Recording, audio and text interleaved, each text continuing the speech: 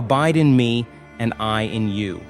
As the branch cannot bear fruit by itself, unless it abides in the vine, neither can you, unless you abide in me. John 15, verse 4. When Jesus first spoke of abiding in him, the disciples were comforted by his poetry and promise.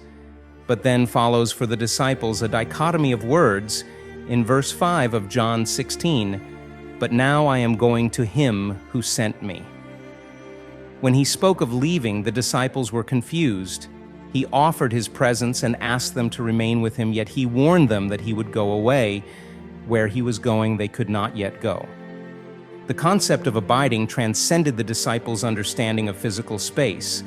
We know what they didn't know, that Jesus took on their sins and emptied himself so that they could live eternally. We know that they shared in his death and his resurrection, and that he sent his Spirit to them. But what are the implications for us today? How can we understand and live this figure of speech? The metaphor of a vine and branch represents a relationship unlike any other. Though they are two separate entities, they are joined together. The branch relies on the vine for food and life, connection and sustenance, and the vine nourishes the branch so that it can bear fruit. Jesus' command to abide in him is followed by him showing that we're completely reliant on him. As the branch cannot bear fruit by itself unless it abides in the vine, neither can you unless you abide in me. Just as Jesus emptied himself, we are to empty ourselves for others. He tells his disciples in John 15, verse 12, "This is my commandment, that you love one another as I have loved you." His love for us leads to us loving others.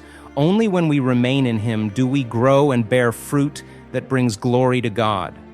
And we should move beyond loving those who love him. Jesus prays to the Father, "I do not ask for these only, but also for those who will believe in me through their word."